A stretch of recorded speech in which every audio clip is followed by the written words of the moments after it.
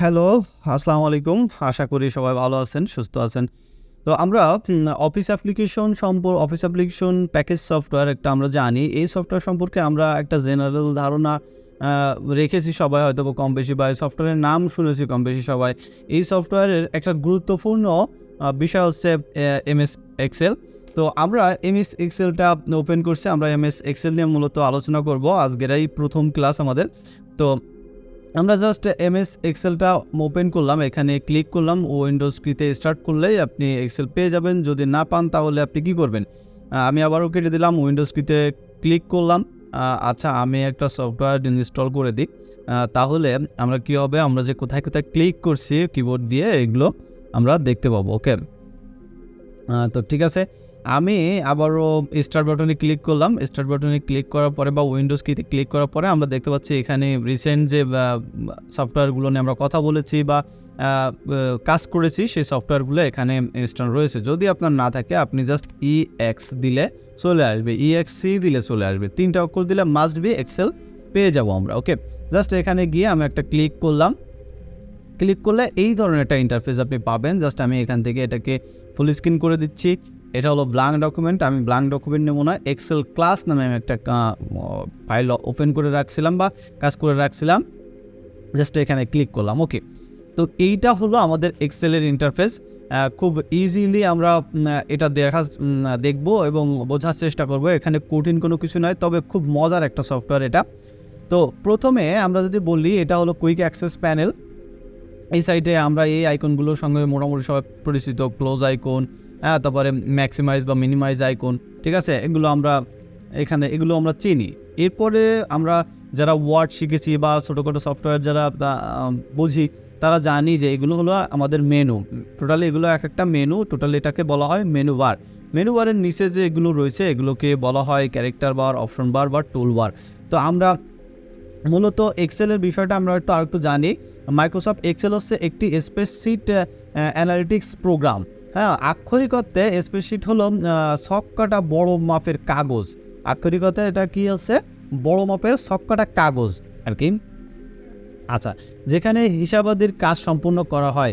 কাগজের স্প্রেডশিটের ঠিক অনুরূপ হচ্ছে মাইক্রোসফট এক্সেল। মানে কাগজের অনুরূপ, একদম কাগজের যে জিনিসগুলো বড় ছক্কাটা যে কাগজটা, ওই কাগজের অনুরূপ হচ্ছে মাইক্রোসফট এক্সেল বা স্প্রেডশিট। বিশেষ কারিগরি দক্ষতা জানা থাকলে, মানে বিশেষ মানে কি, আপনি এই বিষয়ে যদি সামান্যতম জানেন সেটাকে আমরা বিশেষ বলছি। বিশেষ কারিগরি দক্ষতা জানা থাকলে এই প্রোগ্রাম সহজেই ব্যবহার করা যায়। তো আমরা আজকে কি বললাম, আমরা আজকে শিখবো হচ্ছে মেনু বার কি। তো আমি ইতিপূর্বে বলে ফেলছি যে মেনু বারটা কি। এই যে totally home, insert, draw, page layout, formula, এইগুলো হলো আমাদের এক একটা মেনু। আর এই টোটাল এই যে একটা লাইনে সাজানো আছে, এই লাইনটাকে বলা হচ্ছে মেনু বার। ওকে, তাহলে বুঝতে পারলাম মেনু বারটা কোনটা। এখন এই মেনুর আন্ডারে আমরা কিছু অপশন বা ক্যারেক্টার বা টুল পাবো। দুঃখিত, আমরা এই মেনুর আন্ডারেও কিছু অপশন বা ক্যারেক্টার বা টুল পাবো। হ্যাঁ, এই যেগুলো দেখেন নিচে চেঞ্জ হচ্ছে, এইগুলো সেই টুলস বা অপশন বা ক্যারেক্টার। মানে এই হোমের যে চরিত্রগুলো সব নিচে থাকবে, বা হোমের যে টুলসগুলো সেগুলো নিচে থাকবে। বা আমরা যদি অন্য ভাষায় বলি, হোমের যে অপশনগুলো, সে অপশনগুলো আমরা এই নিচে পাবো। তার মানে 3টে নামে ওভারঅল একে ডাকা হবে, এর বাইরে না। এর বাইরে কেউ ডাকবে না। তার মানে 3টে নাম যদি আমাদের 3টাই জানা থাকে, যে নামে ডাকুক সমস্যা নেই, আমরা বুঝতে পারবো। ওকে, আচ্ছা, এরপরে আমরা এর নিচে যেটা আছে সেটা নিয়ে একটু কথা বলি। তার আগে আমরা আরেকটু বিষয়ে কথা বলে আসি। যেমন তারপরে আমরা রো কী জিনিস এবং কলাম কী জিনিস আমরা জানবো। আমরা যদি ওয়ার্ডটা শিখে আসি তাহলে তো ওখান থেকে জেনে আসছি। যদি আমরা কেউ না শিখে আসি তাদের জন্য শুধুমাত্র বলছি, কলাম হচ্ছে এই যে এইগুলো, মানে টপ টু বটম, মানে উপর থেকে নিচের দিকে যেগুলো গিয়েছে, তার মানে এগুলো খুঁটির মতো দেখতে অনেকটা। এই খুঁটির মতো দেখতে যেগুলো, এইগুলোকে বলা হচ্ছে কলাম। এগুলোকে কি বলা হচ্ছে? কলাম। আমি জাস্ট এটাকে এখানে দিই, এগুলোকে কি বলা হচ্ছে? কলাম। আপনি আবার দেখেন ABCD, এই যে লেখাগুলো আছে, বা এই যে ক্লিক করলে এই এইচের উপর ক্লিক করছি, আয়ের উপরে ক্লিক করছি, জের উপরে ক্লিক করছি, এই যে ক্লিক করলাম এক একটার উপরে একটা সিলেক্ট হয়ে যাচ্ছে টোটালি এই যে সিলেক্ট হয়ে যাওয়া যে একটা খুঁটির মতো দেখাচ্ছে এটাকে বলা হয় কলাম। আপনি যদি রো কলাম ভালো করে চিনতে পারেন তাহলে আপনার জন্য খুবই খুবই খুবই ইজি হয়ে যাবে এক্সেলটা। অ্যান্ড এটা বোঝাটাই মূলত প্রথম বিষয়। এরপরে আসেন, যদি আমি এই দিকটা খেয়াল করি, এদিকে দেখেন 1 থেকে এদিকে নিচের দিকে রয়েছে মোটামুটি আমরা 37 পর্যন্ত দেখতে পাচ্ছি। আপনার স্ক্রিনে হয়তো একটু কম দেখতে পাবেন, তো স্ক্রিনশট থাকার কারণে। আচ্ছা, এখন এই যে এইগুলোকে বলা হয় রো, এগুলো হলো কলাম আর এগুলো রো বা সারি, ঠিক আছে? তাহলে রো এবং কলাম আমরা যদি চিনতে পারি তাহলে আমরা একটু আগাবো। যেমন খেয়াল করেন, এখানে ক্লিক করলে কি হচ্ছে, এখানে ক্লিক করলে একটা ঘর দেখেন সিলেক্ট হয়ে যাচ্ছে। এই যে ঘর সিলেক্ট হয়ে যাচ্ছে, এই ঘরগুলোকে কীভাবে আসতেছে, ঘরগুলো একটা কলাম এবং একটা রো এর সমন্বয়ে, যেই সমন্বয় বা মিলিত যে জায়গাটা, এই জায়গাটাকে বলা হচ্ছে আমাদের রো সেল। এই জায়গাটাকে বলা হচ্ছে আমাদের সেল। রো এবং কলামের সমন্বয়ে যে মিলিত বিন্দুটা বা মিলিত ঘরটা তৈরি হচ্ছে, এই জায়গাটাকে বলা হচ্ছে সেল। তাহলে এটাকে এখন থেকে আমরা সেল বলেই ডাকবো। ওকে, এটাকে এখন থেকে আমরা সেল বলে ডাকবো। সেলটা তৈরি হচ্ছে কিভাবে, একটা কলাম এবং একটা রো যখন আমরা সিলেক্ট করছি, কলাম এবং রো সমন্বয়ে যে সেলটা তৈরি হচ্ছে বা যে ঘরটা তৈরি হচ্ছে, সেই জায়গাটা মূলত আমাদের সেই জায়গাকে আমরা একটা সেল বলছি। এখন এখানে আসলে আমরা দেখতে পাচ্ছি এসি পর্যন্ত আমাদের লেখা রয়েছে, এসি পর্যন্ত আমরা দেখতে পাচ্ছি। ওভারঅল আমাদের এখানে কিন্তু 100% জুম অবস্থায় আছে। যদি জুম আমরা একটু বেশি করি তখন এটাকে দেখতে পাবো নিশ্চয়ই, বাট এটা যদি এইদিকে নিয়ে যায় আপনাদের অনেক সময় দেখতে পাবেন যে পি বা সি পর্যন্ত আছে, ঠিক আছে? তো এটা নর্মালি ওপেন হবে বা এটা দেখতে পাবেন নর্মালি আপনার ডিসপ্লের আয়তন বা রেজলিউশনের অনুযায়ী।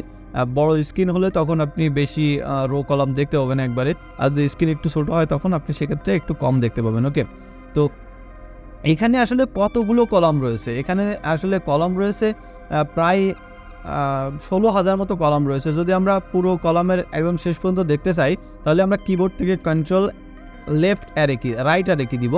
কন্ট্রোল রাইট অ্যারো কি দিলে একদম রাইট সাইডে যতগুলো আছে এগুলো দেখাবে, একদম রাইট সাইডে একদম শেষ মাথা পর্যন্ত নিয়ে চলে যাবে এক্সেলের। একইভাবে যদি আমরা প্রথমে আসতে চাই, কন্ট্রোল লেফট অ্যারো কি দিলে আবার আমাদের প্রথম যে কলামটায় সেখানে চলে আসবো। একইভাবে যদি আমরা রোর কথা চিন্তা করি, কতগুলো রো দেখতে চাই, এখানে রো আছে 10,48,576টা রো রয়েছে, 10,48,576টা রো রয়েছে।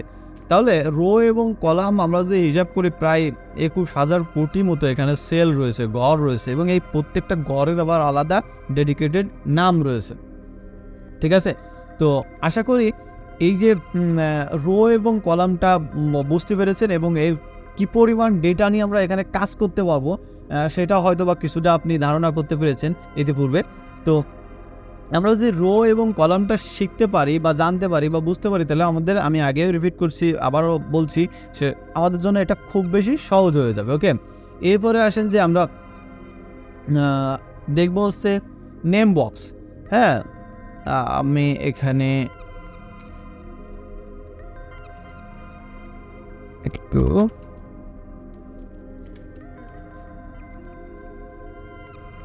নেম বক্স হচ্ছে, তার আগে নেম বক্সটা জানার আগে আমি বলছিলাম যে প্রত্যেকটা সেলের আবার ডেডিকেটেড কিছু নাম রয়েছে।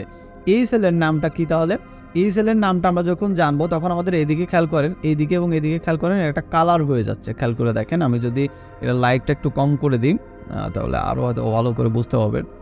আচ্ছা, এইদিকে এফটা সিলেক্ট হয়ে যাচ্ছে, এদিকে 9টা সিলেক্ট হয়ে আছে, তার মানে এর নাম হচ্ছে F9, এর নাম হচ্ছে F9। ওকে, এই যে ক্লিক করছি প্রত্যেকটা, এটা হলো G17, এই জায়গায় দেখেন সেই নামটা দিয়ে দিচ্ছে। আপনি যেখানেই ক্লিক করবো না কেন এই নামটা এখানে দিয়ে দিচ্ছে I11, ঠিক আছে? তো এই জায়গাটাকে বা এই ঘরটাকে বলা হচ্ছে নেম বক্স। আর আমরা এখানে যদি কোনো কিছু লিখি, সেই লেখাটা মূলত, যে কোনো লেখা লিখছি, এই লেখাটা মূলত এই যে জায়গায় দেখাচ্ছে এখানে তো শো করছেই, আবার এখানেও শো করছে, এই জায়গাটাকে বলা হয় ফাংশন বার। এখন খেয়াল করেন, আমি যদি এখানে লিখি একটা ফাংশন, আমি এখানে লিখছি,